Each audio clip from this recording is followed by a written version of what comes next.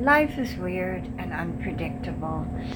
And you know what? I don't like living my life the way my therapist, you know, says maybe these days I should, since it feels like it's going down faster than the Titanic.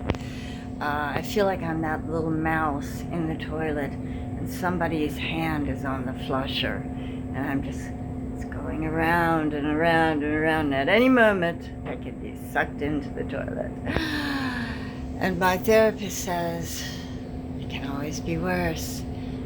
I hate wanting to say that, to remind myself that it can. But you know what? It's actually true when you think about it. And you may not want to think about it, but as you get older, things change. You know, your best laid plans are not always going where they should.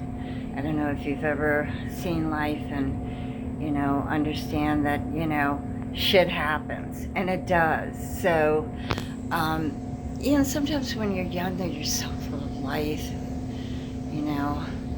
exuberance and excitement for life. And as you get older, things, where you think they should be are not. They aren't always. Sometimes they are. Sometimes they are. There's lucky people.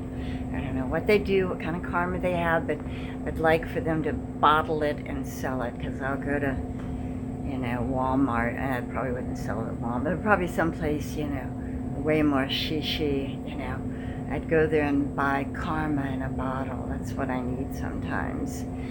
Or as this other woman talks about I think it's called the power of attraction or something like that, where you keep thinking positive thoughts, which I try, but if the crap has hit the fan so many times, it's really hard to do that sometimes, and it just weighs you down.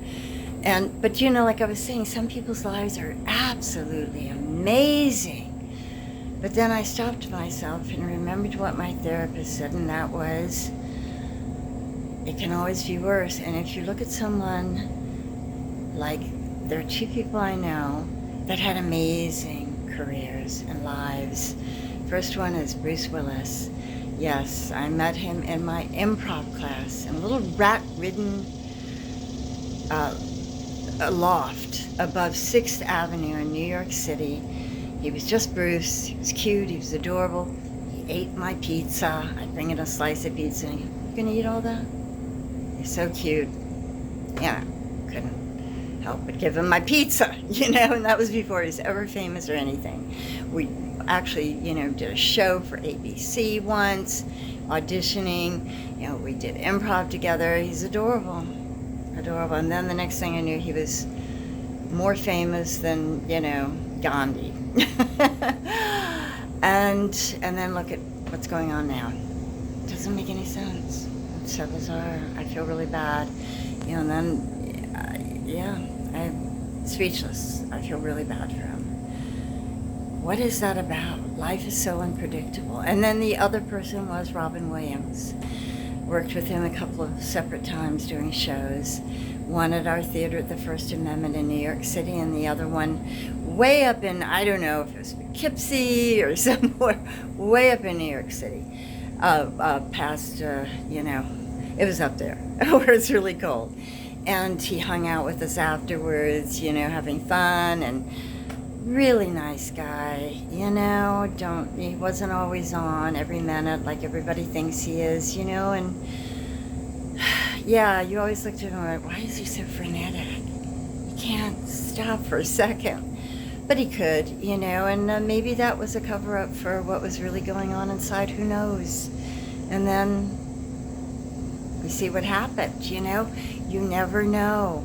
You never know what's happening in someone's life. It looks grand and amazing, and then that, and it really is kind of true. I hate to live my life the way my therapist says, but it is unpredictable, and